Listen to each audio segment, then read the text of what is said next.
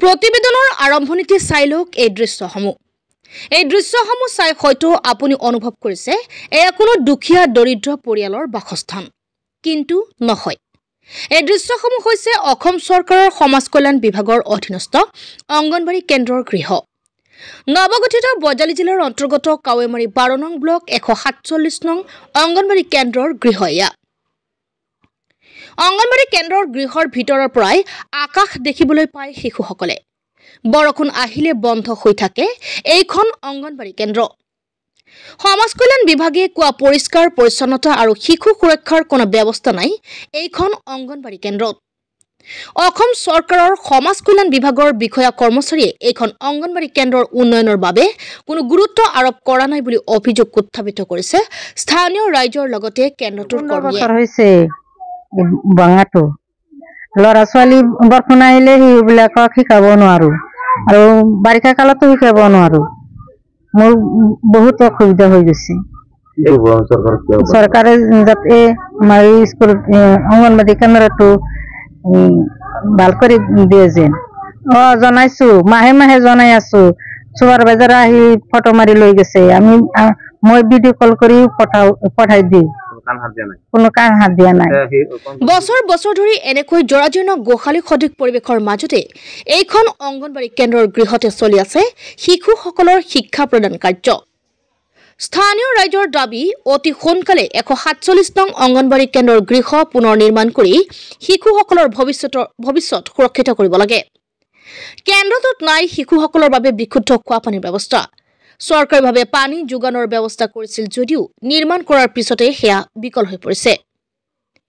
আমাৰ এই প্ৰতিবেদন দেখাৰ পিছত অসম চৰকাৰৰ সমাজ কল্যাণ বিভাগে 147 নং অংগনবাড়ী কেন্দ্ৰৰ কি ব্যৱস্থা গ্ৰহণ কৰে সেয়া হ'ব পৰৱৰ্তী সময়ত লক্ষণীয়। হয় চাওক, আমি সৰুৰ পৰা এখন অংগনবাড়ীত মানুহ পঢ়িছিলো আৰু পঢ়াৰ পিছত আজি বহুত বছৰ ধৰি যি অৱস্থা হৈছে আপোনালোকে স্বচক্ষে প্ৰত্যক্ষ কৰিছে।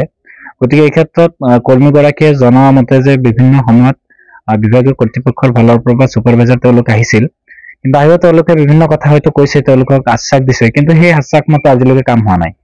গতিকে এই ক্ষেত্ৰত আমি এটা কথাই ক'ম যে ৰাইজৰ স্বাৰ্থত, এই অনুষ্ঠানটোৰ স্বাৰ্থত যে অনুষ্ঠানটো অতি সোনকালে যাতে মেৰামতি কৰি বা ছাত্ৰ ছাত্ৰীসকলৰ ভৱিষ্যতৰ প্ৰতি লক্ষ্য ৰাখি যাতে কামখিনি সম্পূৰ্ণ কৰে, তাৰ কাৰণে আমি বিভাগীয় কৰ্তৃপক্ষক সজোৰে অনুৰোধ জনাইছো আৰু অতি কম দিনৰ ভিতৰত যাতে তেওঁলোকে আহি এই অনুষ্ঠানটো প্ৰত্যক্ষ কৰে আৰু এই কামখিনি যাতে পৰিপূৰ্ণ কৰে। কিয়নো বাৰিষাৰ বতৰ আহিলে বা বৰষুণৰ বতৰ আহিলে ছাত্ৰ ছাত্ৰীসকলৰ ভিতৰত তেওঁলোকে যি শিশুসকল যি আমি কৈ থাকো যে আজি শিশু কালি ভৱিষ্যতৰ নাগৰিক বা দেশৰ নাগৰিক, সেইসকলৰ ভৱিষ্যত কি হ'ব।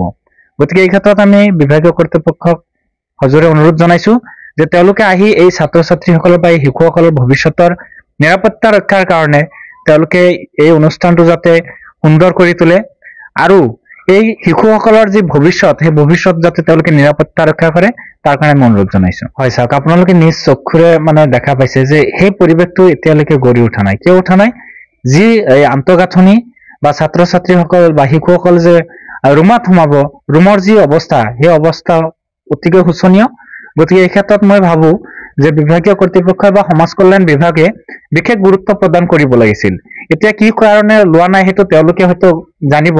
গতিকে এই ক্ষেত্ৰত মই অনুৰোধ জনাম যে তেওঁলোকে অতি সোনকালে আহি যাতে এই বৰষুণ বানপানী বা বৰষুণৰ সময় অহাৰ আগতে যাতে এই অনুষ্ঠানটো যাতে ঠিক কৰে বা অনুষ্ঠানটো যাতে মেৰামতি কৰে আৰু শিশুসকলে যাতে এই অনুষ্ঠানত আহি যাতে তেওঁলোকৰ যি শিক্ষা তথা তেওঁলোকৰ যি তেওঁলোকৰ যি নিজৰ যি প্ৰতিভা, সেই প্ৰতিভাসমূহ যাতে ইয়াতে উপস্থাপন কৰিব পাৰে আৰু এই শিশুসকলে যাতে মনোৰঞ্জন পায় আৰু এই অনুষ্ঠানটো ভাল থাকিলেহে, অনুষ্ঠানত থিয় হ'ব পাৰিলেহে বা অনুষ্ঠানত পঢ়িব পাৰিলেহে শিশুসকলে ভৱিষ্যতৰ দিনত আগুৱাই যাব পাৰিব।